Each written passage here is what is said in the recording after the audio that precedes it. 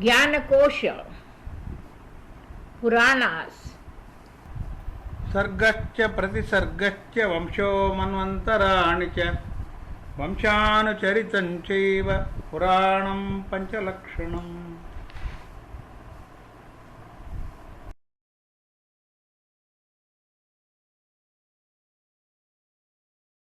Vamana Purana. Vishwakarma becomes a monkey.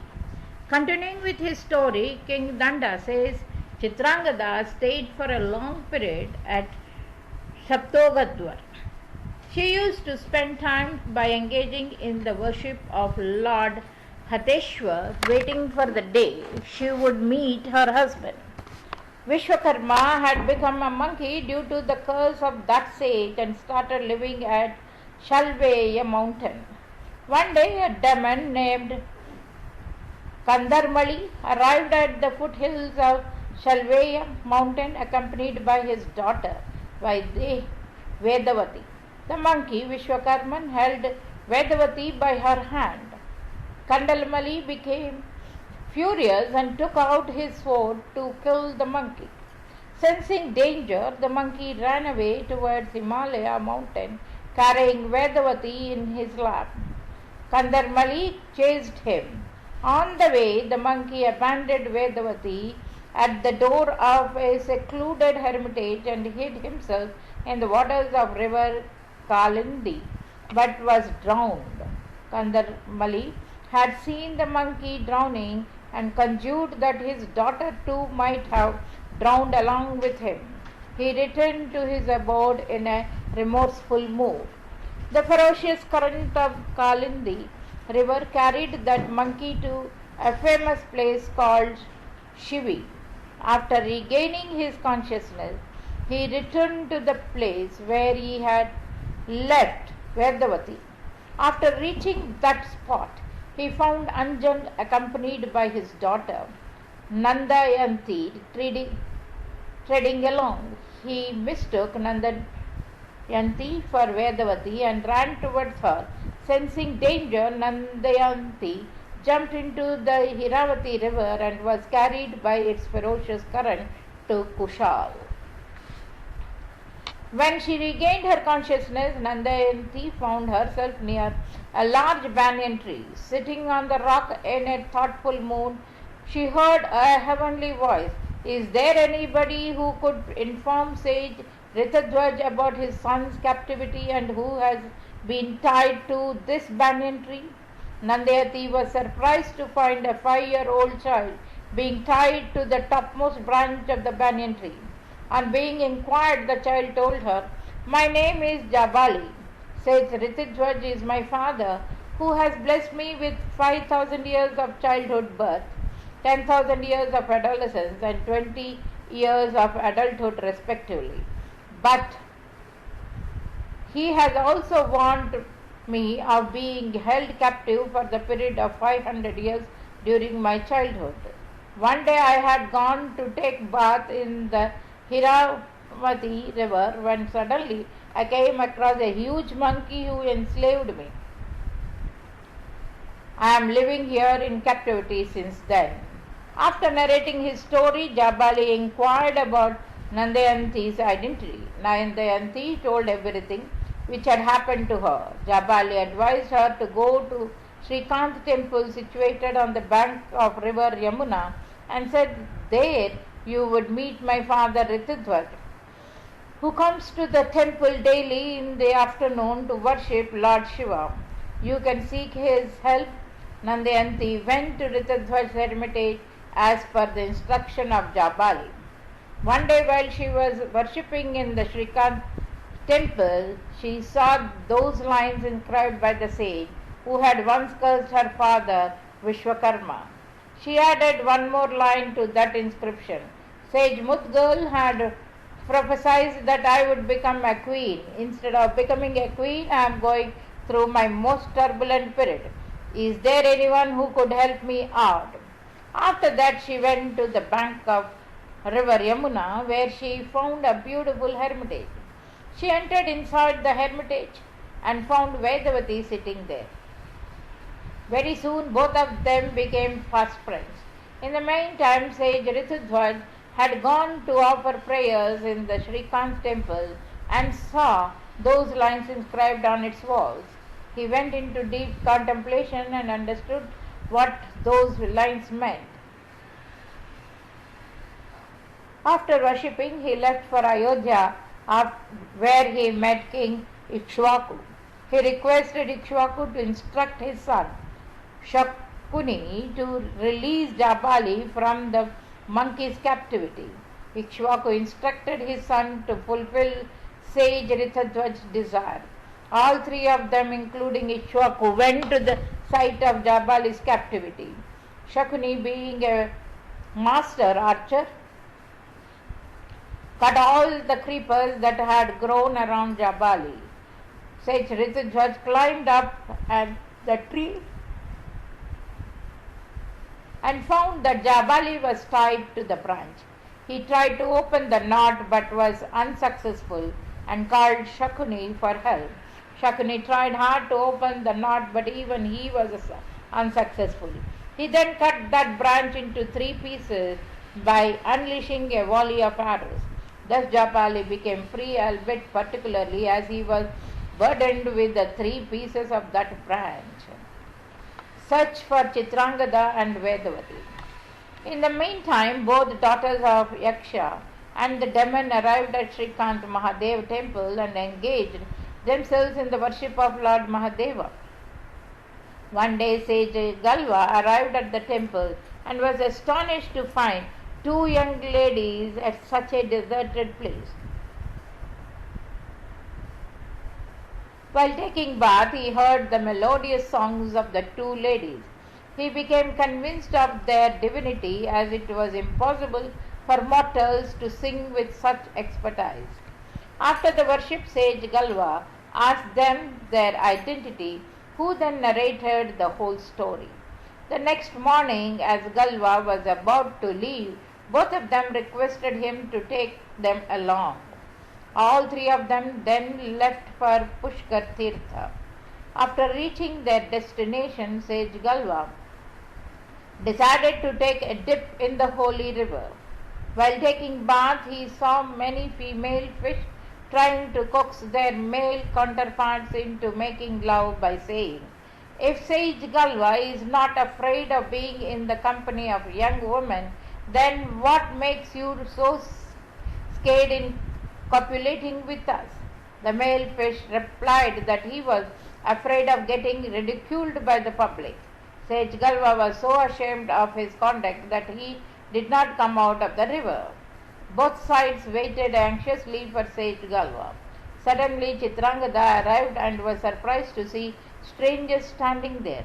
All 3 of them were looking at each other with surprised expression on their face when Vedavati arrived there suddenly. She went near Chitrangada and inquired about her identity. Chitrangada narrated the whole story and revealed how circumstances had forced her to reach this place. In a very short time, all 4 of them became well acquainted with one another. They went to Hateshkeshwar temple, situated on the banks of Saptogodavar river, and worshipped Lord Hatikeshwar. They started living in the temple premises and spent their time in the daily worship of Lord Hadeshwar. On the other side, Shakuni, Jabali and Ritudhwaj were anxiously searching them. During the search, Jabali went to Shakal Janpat accompanied by his father Ritudhwaj. At that time, Shakal Janpat was ruled by Indradyumna, the son of Manu. After reaching him, Ritudhwaj sought his help in finding his lost daughter. Nandyanti, Indradyumna told him, "O Brahman, even I have lost my daughter and don't know where she is at present. So all 3 of us must go in search of our respective daughters."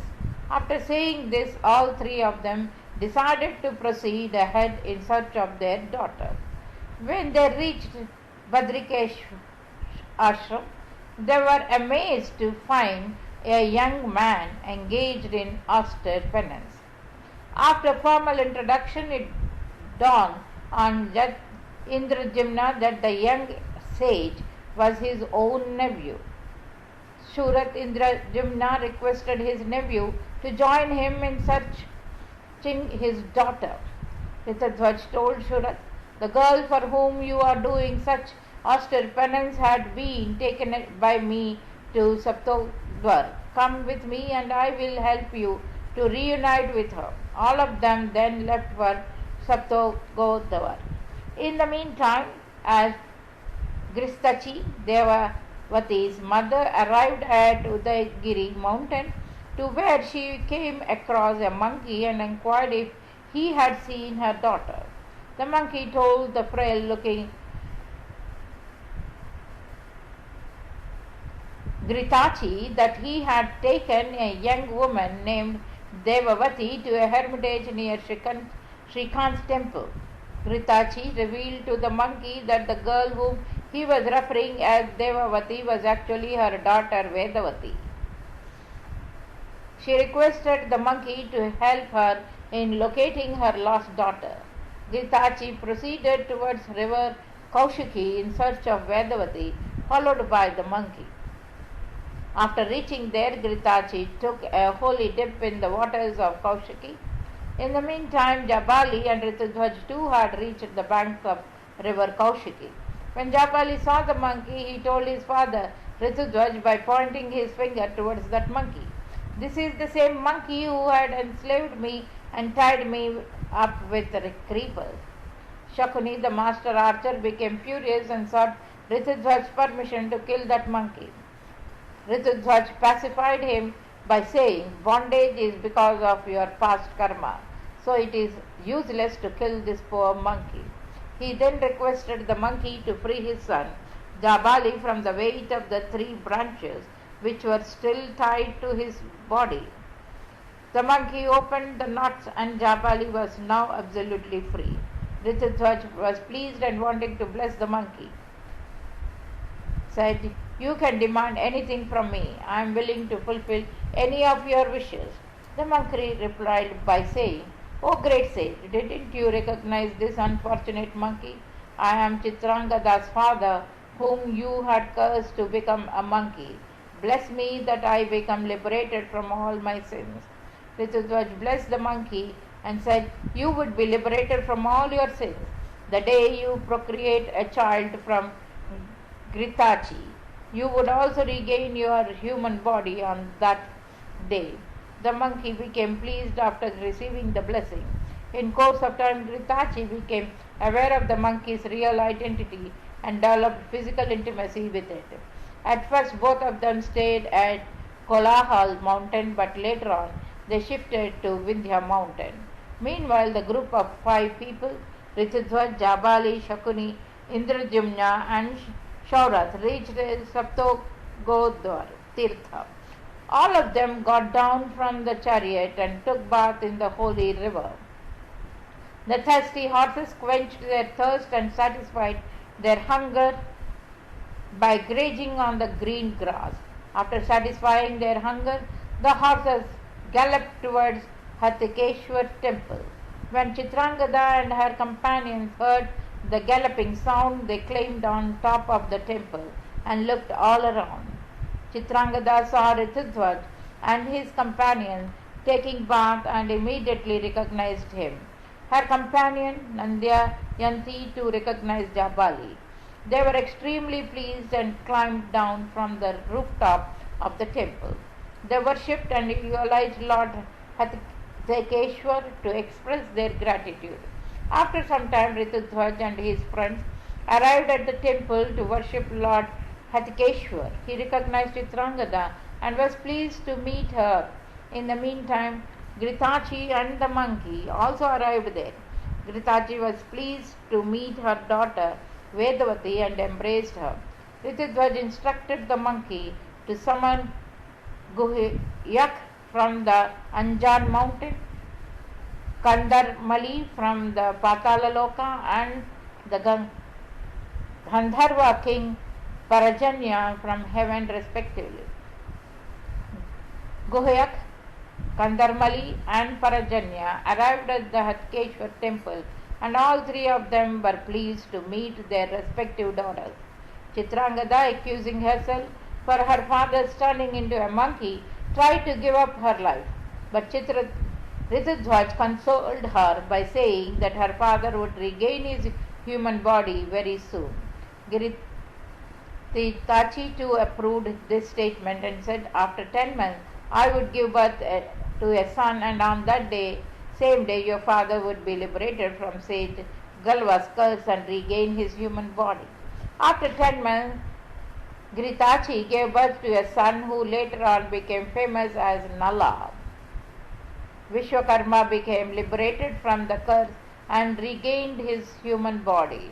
Chitrangada was delighted to meet her father.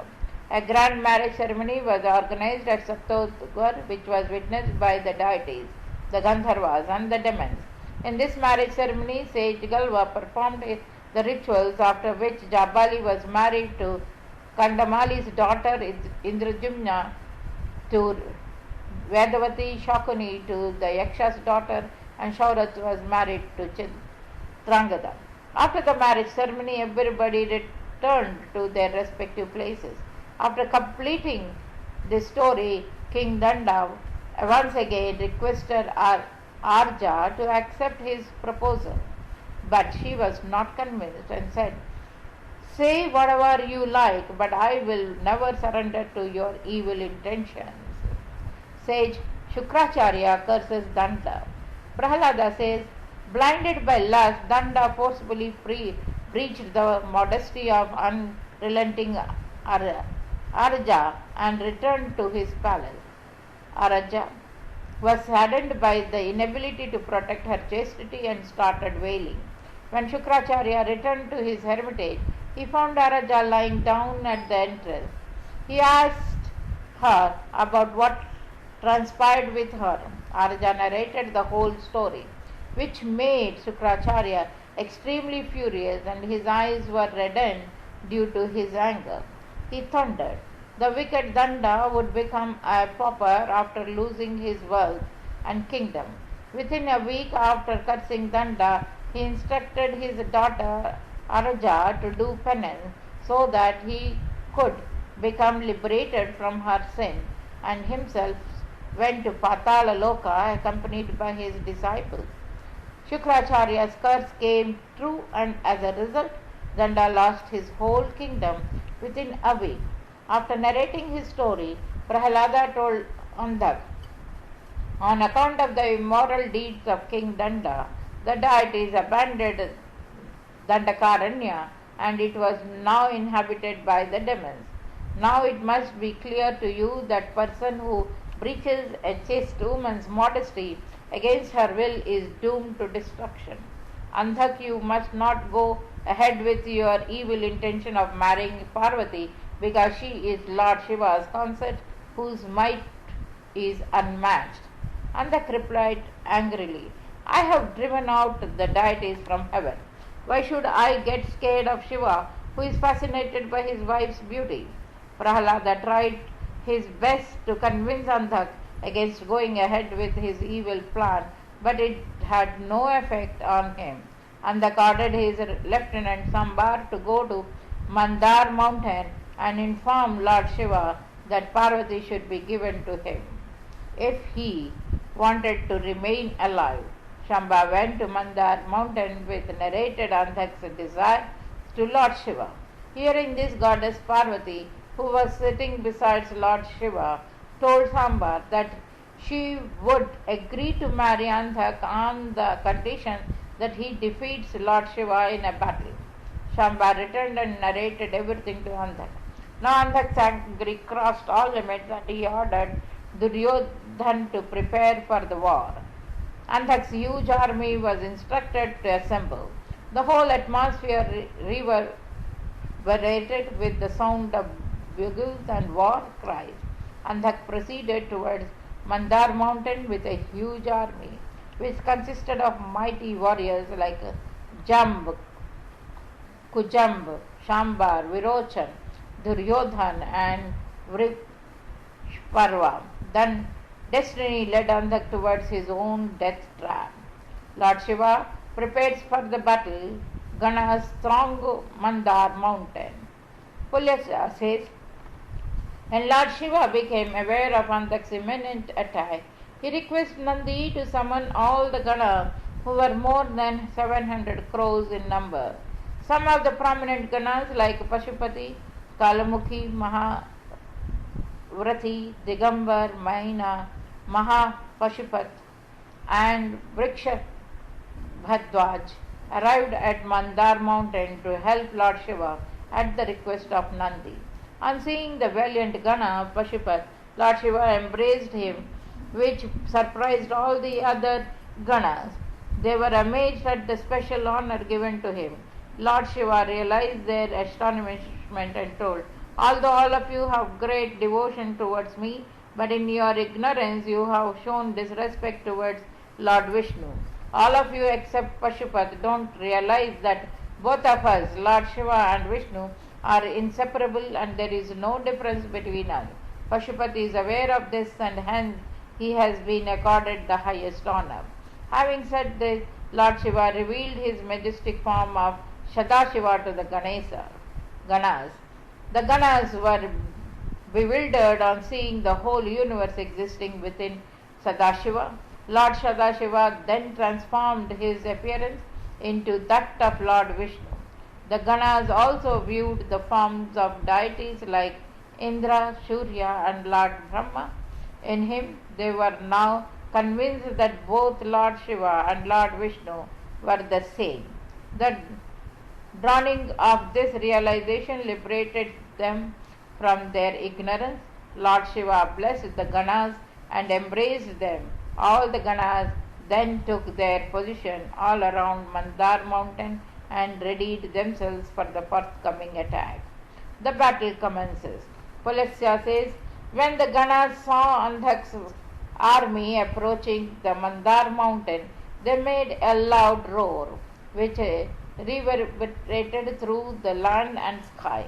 Hearing this roar, Lord Ganesha became apprehensive and went to Mandar mountain to ask Lord Shiva about the origin of that tremendous roar. Lord Shiva told him, I am going to fight a battle with Andhak. Lord Ganesha also expressed his willing to accompany him. Lord Shiva then entrusted the job of Parvati's security to prominent Matrikas like Malini, Jaya, Vijaya, Aparijita and Jayanti. He then went to fight Andhak holding his weapon, trident in his hand and mounted on a bull. The Ganas made a protective ring and surrounded him from all sides. In a very short time, both armies confronted each other and a tremendous battle began in which the Ganas crushed many demons to earth. The demons retaliated by attacking them with mace and swords. All the deities assembled in the sky to witness this battle. Mahapashupat attacked the demons with such force that it caused great losses to the enemy. On seeing death and destruction caused in the demon's camp, Tuhunda, the mighty demon, attacked the Ganas with his most destructive weapon, Parithi, which scared the Ganas and they fled. Then Lord Ganesha came forward to fight Tuhunda. Tuhunda assaulted him with his weapon, Parithi, but it fragmented into hundreds of pieces after dashing against Ganesha's belly. On seeing the destruction of his maternal uncle's most destructive weapon, Rahu came running towards the Lord Ganesha and held him tightly. Lord Ganesha, Gadodhar and Suketi assaulted him simultaneously with their respective weapons. Writing a pain and breathing in pain, Rahu immediately released Ganesha. Seeing the time opportune, Lord Ganesha severed Tuhunda's head with his axe. After killing Tuhunda, Lord Ganesha attacked the demons, but the attack was repulsed by the mighty Bali. In this battle, the Ganas were finally able to annihilate the demons. Shambar protected himself by taking Shukracharya's refuse, and all the surviving demons, including Andhak, followed suit.